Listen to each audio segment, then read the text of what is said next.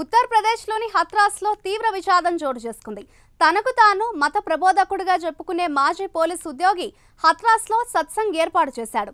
80,000 మంది వస్తారని భావిస్తే ఏకంగా 2.5 లక్షల మంది భక్తులు రావడం, దానికి తగ్గ ఏర్పాట్లు చేయడంలో నిర్వాహకులు విఫలమవ్వడం, సత్సంగ్ పూర్తయిన తర్వాత ఇంటికి వెళ్లే క్రమంలో ఎగ్జిట్ పాయింట్ సన్నగా ఉండటం, ఒకేసారి బయటికి వెళ్లే క్రమంలో తొక్కిసలాటలో 121 మంది చనిపోవడం జరిగిపోయాయి.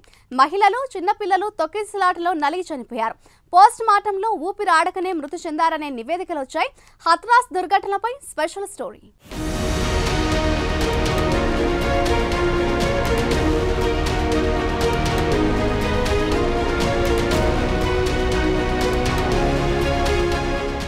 మన దేశంలో స్వామీజీలకు, మత ప్రవక్తలకు కొదవేలేదు.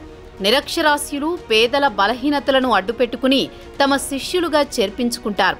తరచూ సత్సంగ్ పేరుతో మతపరమైన కార్యక్రమాలు నిర్వహిస్తూ తమను తాము దైవాంశ సంభూతులుగా చిత్రీకరించుకుంటారు. ఇలాంటి సత్సంగ్ కార్యక్రమాల్లో జరిగే చీకటి బాగోతాలు ఇప్పటికే కోకొల్లలు వెలుగు చూశాయి. వారిలో గుర్మిత్ రామ్ రహీం సింగ్ తన ఆశ్రమంలో ఎంతోమంది బాలికలు, యువతులపై అత్యాచారం చేసి జైల్లో శిక్ష అనుభవిస్తున్నాడు. మరో బాబా ఆసారాం బాపు, ఇతను కూడా తన ఆశ్రమంలో ఉంటున్న మైనర్ బాలికలపై అత్యాచారం చేశాడన్న ఆరోపణలు ఎదుర్కొని జైలు శిక్ష అనుభవిస్తున్నాడు. అలాగే నిత్యానంద స్వామి కూడా మహిళలపై అసభ్యకరంగా వ్యవహరించాడని ఆయనపై కేసులు కూడా నమోదయ్యాయి.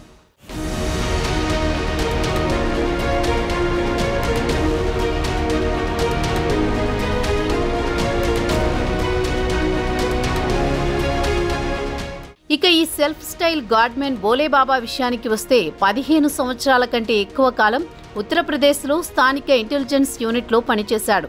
ఇక ఆయన అసలు పేరు సూరజ్ పాల్, కాస్గంజ్ జిల్లా బహదూర్ నగర్కు చెందినవాడు.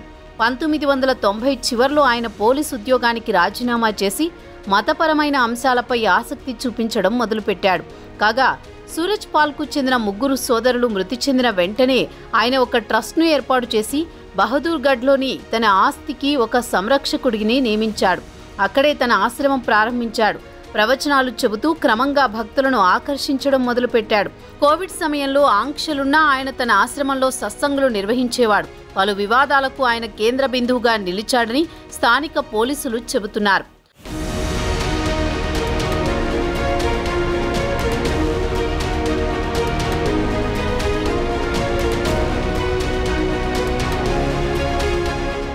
ఆయనకు భార్య ఉంది, కానీ పిల్లలు లేరు. స్కెడ్యూల్ కులానికి చెందిన ఆయన తన భార్యతో కలిసి సత్సంగులు నిర్వహిస్తుంటాడు. అయితే అకస్మాత్తుగా ఉత్తరప్రదేశ్లో పెద్ద ఎత్తున ఆయన పాపులారిటీ పెరగడానికి కారణం ఏమిటో తెలియదు. అయితే బోలేబాబా భక్తుల విషయానికొస్తే దిగువ మధ్యతరగతి ప్రజలు ఆయన ప్రవచనాల పట్ల బాగా ఆకర్షితులయ్యారు. పశ్చిమ ఉత్తరప్రదేశ్లో ఆయనకు పెద్ద ఎత్తున శిష్యులున్నారు. అలాగే పశ్చిమ యూపీలో ఈటా, కాస్గంజ్ ప్రాంతంలో పేద ప్రజల్లో ఆయనకు భక్తులు కూడా చాలా ఎక్కువే. ఆయన మతపరమైన ప్రసంగాలకు పెద్ద ఎత్తున భక్తులు రావడంతో ఆయన ప్రజాదరణ అమాంతం పెరిగిపోయింది. పోలీసు ఉద్యోగం నుంచి రిటైర్మెంట్ తర్వాత తన సొంత గ్రామం కాస్గంజ్లో ఓ గుడిసెలో నివాసం ఉండేవాడు.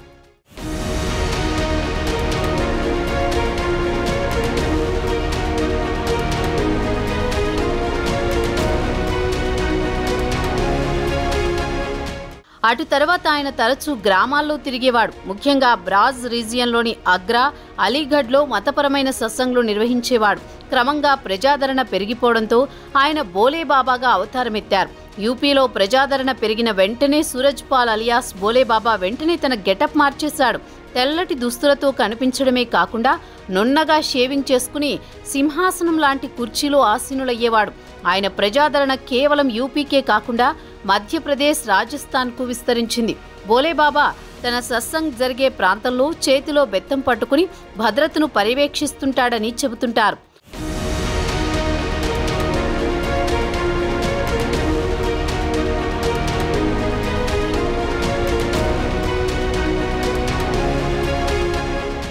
అయితే మంగళవారం సత్సంగ్లో తొక్కిసలాటకు గల కారణాలు మాత్రం తెలియడం లేదు.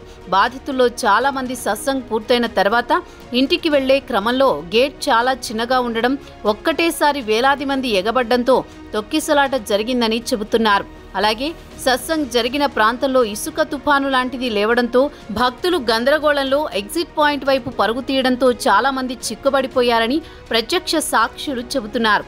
కొంతమంది రోడ్డుపైన ఉండే డ్రైనేజీలో పడ్డారని చెబుతున్నారు. ఉత్తరప్రదేశ్కు చెందిన సీనియర్ పోలీస్ అధికారులు మాత్రం ఎంతమంది చనిపోయారో పూర్తి వివరాలు అందలేదని తెలిపారు.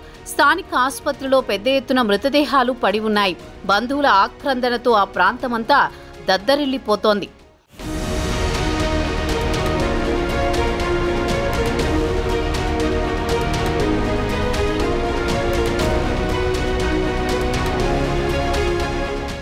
లక్షలాది మంది ప్రజలు హాజరైన సత్సంగ్కు ఒక్కరంటే ఒక్క సీనియర్ పోలీస్ అధికారి భద్రతను పర్యవేక్షించడానికి రావడం గమనార్హం. పోలీసుల నిర్లక్ష్యం, పేదలు, నిరక్షరాస్యుల అజ్ఞానం కలిసి ఇలాంటి దుర్ఘటనలకు సాక్ష్యాలుగా నిలుస్తున్నాయి. ప్రజల్లో అవగాహన రాకపోతే భవిష్యత్తులో ఇలాంటి సంఘటనలు వింటూనే ఉంటాం, చూస్తూనే ఉంటాం.